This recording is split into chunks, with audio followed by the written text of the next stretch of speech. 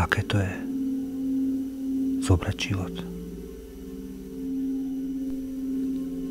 Pozorovať márny boj nič netušiacej koristi, ktorá bude spolu s dychom strácať aj posledné zvyšky dôstojnosti.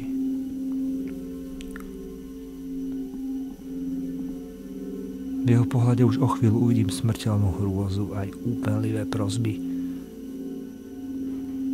až kým ten chudák v predsmrtnom krči nepochopí, že je koniec.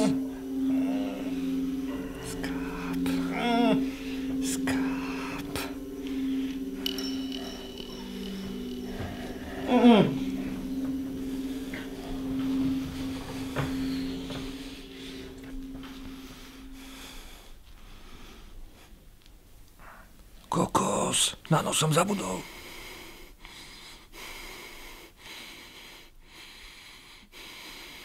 Jak ho teraz upchám?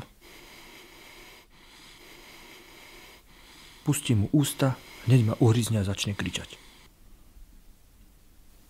Pustím mu ruku a hneď mi jednu natankuje na tvár.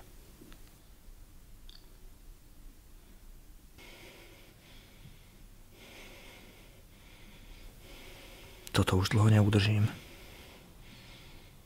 Jaký som ja magor?